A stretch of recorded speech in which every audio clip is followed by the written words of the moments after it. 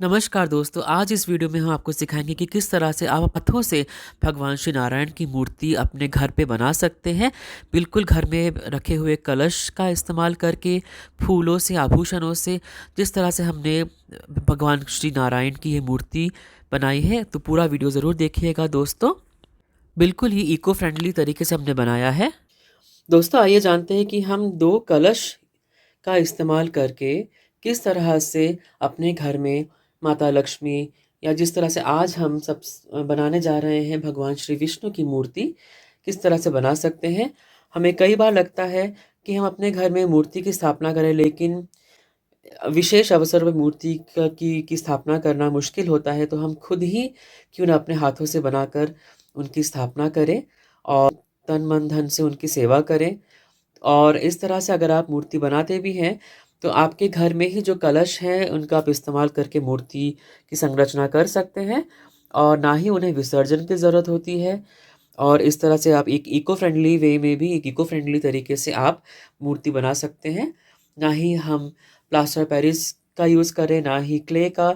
बिल्कुल ईज़िली और रीयूजेबल तरीके से आज हम आपको दिखाते हैं किस तरह से हम भगवान नारायण की मूर्ति वैकुंठ एकादशी के दिन हम बनाएंगे।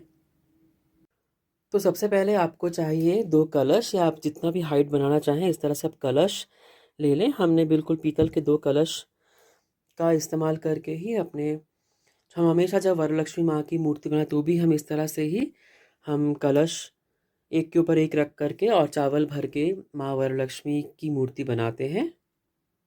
हमें जोड़ना है हाथ, तो हमने ये बेलन इस तरह से लगा दिया जिसमें कि हम हाथों को जोड़ देंगे। तो इस तरह से आप ऐसा चूज़ करें जिससे कि लगे कि ये वक्षस्थल है, ये गला है।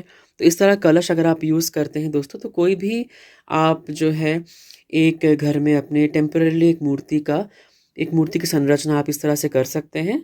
दोस्तों हम तुलसी रखते हैं, उसी ही हमने स्टैंड को यूज़ करके और इस तरह से हमने ढांचा बनाया है। दो कलश जोड़ दिए हैं हमने, और कलश में हमने जो है इस तरह से बेलन का इस्तेमाल किया है। बिल्कुल लाल मौली से हमने जोड़ दिया है, और कलश के पीछे ही आप देखिए हमने जो है इस तरह से दो जो है लकड़ियाँ, बिल्कुल शुद्ध होती लकड़ियाँ ऐसे लगा दी हैं। इस तरह से दोस्तों हमने मौली का इस्तेमाल करके कलश में लकड़ियों को जोड़ दिया है, जिससे कि हम पूरा ढांचा बना सकें। आप देख सकते हैं बिल्कुल एक क्रॉस शेप में। दोस्तों मूर्ति बनाने के लिए हमने इन पैरों का जो है यूज़ किया है। ये आप अमेज़न में भी, अगर आप वरलक्ष्मी हैंड्स एंड लेग्स अगर सर्च करते हैं तो आपको इस तरह से मिलेगा। तो हमने ये पाँव जोड़े हैं और हाथ जो है इस तरह से हमने बेलन में लगा दिया है, जिससे कि दो हाथ और दो पाँव भी हम जोड़ सकें। तो हमारी इच्छा है कि जब हम अगली बार भी भगवान श्री नारायण की मूर्ति बनाएं, तो अब हम चाहेंगे कि हम इन्हें कलर कर दें बिल्कुल नीले रंग में। इस बार हमें मौका नहीं मिला, लेकिन हम नीले रंग में कलर कर देंगे तो बिल्कुल भगवान के उनका जो अंग है, उनका जो वर्ण है श्याम वर्ण, उस तरह से दिखेगा, बहुत ही सुंदर। दोस्तों हमने ढांचे में इस तरह से जो पैर जोड़ दिए हैं और पैरों को हमने धोती पहनाई है। आपने देखा होगा लड्डू गोपाल को भी हम ये धोती पहनाते, तो हमने उसी धोती का जो है यूज़ किया है, और भगवान श्री नारायण को भी हमने ये धोती पहनाई है। तो ये 1 मीटर का ब्लाउज़ पीस है नीले रंग में, ये हमने जोड़ दिया है अभी, और इसको अभी हम बिल्कुल एडजस्ट करेंगे जिससे कि भगवान का जो वक्षस्थल है वो बनकर तैयार हो जाए। दोस्तों इस तरह से हमने नीले कपड़े से कलश को ढक दिया है, बिल्कुल सिर्फ रैप कर दिया है और कमर में इन्हें बांध दिया है।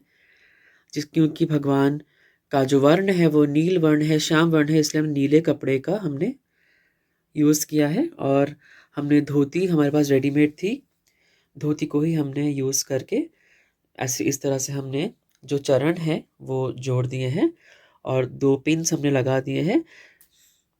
तो इस तरह से देखिए दोस्तों किस तरह से हमने पहला ये ढांचा जो बनाया है। अब हम इसका श्रृंगार करेंगे और वस्त्र जोड़ेंगे, अंग वस्त्र जोड़ेंगे, श्रृंगार करेंगे। तो आप कहीं कहीं इस तरह से आप पिन का यूज़ कर सकते हैं कि आप इसे एडजस्ट कर लें, और हो सके तो लाल मौली का यूज़ करें, जिससे कि आप बिल्कुल अच्छी तरह से ढांचा भगवान नारायण की मूर्ति या माँ लक्ष्मी की मूर्ति जब भी बनाएं, इस तरह से आप बना सकते हैं। अब हमने दोस्तों बिल्कुल जो एक अंग वस्त्र के हिसाब से ये जो पीला रंग का कपड़ा है ये ऐड किया है।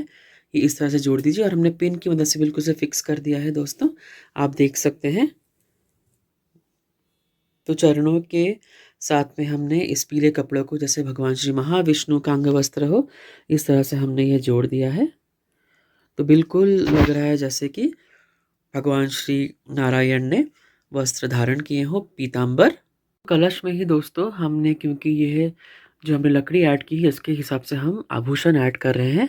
देखिए आप इसके सपोर्ट से बिल्कुल आप इस तरह से जो है कलश में आभूषण ऐड कर सकते हैं। इसको आप बिल्कुल एडजस्ट कर लीजिए। तो इस तरह से जो है आभूषण ऐड हो जाते हैं। हमने एक लेस की मदद से, जिस तरह से जो सिक्कों की माला होती है, इस तरह से हमने एक लेस भी ऐड किया है जो कि बिल्कुल अपीयरेंस दे जैसे कि सिक्कों की माला है जो भगवान श्री नारायण के गले में रहता है। दोस्तों मुखमंडल बिठाने के पहले, क्योंकि हमें हमें श्रृंगार करना होता है, तो आप इस कलश का ही श्रृंगार करें। जिस तरह से हमने आभूषण, हमने यहाँ पे वस्त्र के ऊपर हमने आभूषण दिए हैं, आभूषण आप बिल्कुल ऐड कर दीजिए। तो हमने यहाँ पे गले का हार, सभी आभूषण हमने ऐड कर दिए हैं और हमने भगवान के हाथों में भी ये गदा इस तरह से बांध करके ऐड कर दी है। ज़्यादा हमने पिन का इस्तेमाल नहीं किया है दोस्तों, क्योंकि हम नहीं चाहते कि बहुत ज़्यादा पिन्स हम यूज़ करें।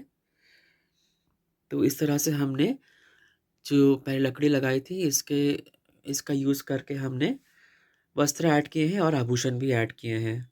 देखिए दोस्तों, एक नारियल में हमने श्री नारायण के जो फेस को, मुखौटे को हमने बांध दिया है इस तरह से नारियल में, और नारियल को हम कलश के ऊपर स्थापित कर देंगे जिससे कि उनका मुखमंडल स्थापित हो जाए। दोस्तों हम नारियल बिठा दिया है। थोड़ा एडजस्ट करना पड़ेगा आपको, जब आप अगर आप खुद बनाते हैं तो नारियल को बिल्कुल बीचों बीच रख करके आप एडजस्ट कर लीजिएगा जो फेस को। ये केश हमारे पास है दोस्तों, और जो हम हमारे लड्डू गोपाल जी को भी चढ़ाते हैं, तो ये हमने ऐड किए। नेक्स्ट, अब रस्सी से ही बांध करके हमने ये कानों में कुंडल ऐड कर दिए हैं।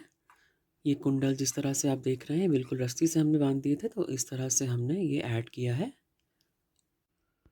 इसके बाद दोस्तों हमने मुकुट, जो है मुकुट भी हमने ऐड किया है।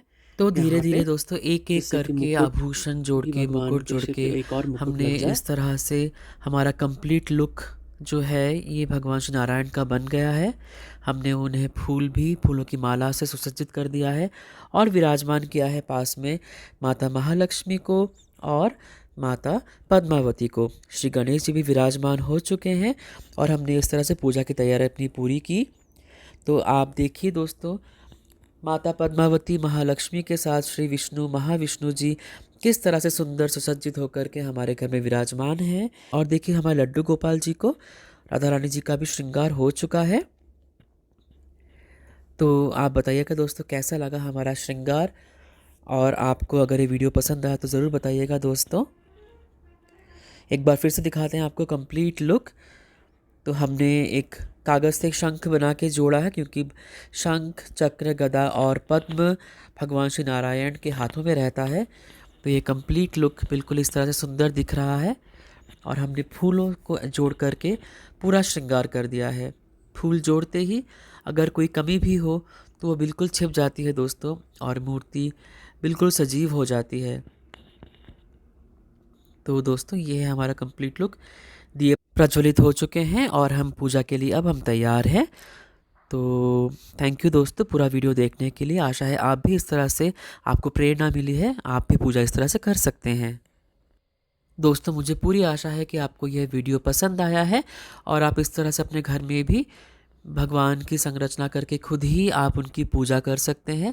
अगर आप चाहें तो मूर्ति खुद ही बनाएं, क्योंकि कण कण में भगवान बसते हैं दोस्तों। ये आपकी आस्था है, आपकी भावना है कि हम किस तरह से भगवान को अपने मन में बसा कर उनकी पूजा करें। तो अगर आप मिट्टी की मूर्ति लाते हैं तो वो भी ठीक है, अगर आप खुद से बनाना चाहें तो वो भी ठीक है। और जो ये तरीका मैंने बताया है इससे यही है कि बिल्कुल इको फ्रेंडली वे में हम अपने घर में ही भगवान की मूर्ति बना सकते हैं। और ये है दक्षिण भारत में बहुत ही कॉमनली इस तरह से मूर्ति बनाते भी हैं दोस्तों। तो आपका बहुत बहुत धन्यवाद पूरा वीडियो देखने के लिए। मेरे आने वाले वीडियोस को भी ज़रूर देखिएगा और चैनल को सब्सक्राइब नहीं किया हो तो ज़रूर कर दीजिएगा दोस्तों। बहुत बहुत धन्यवाद आपका। जय श्री कृष्ण। राधे राधे।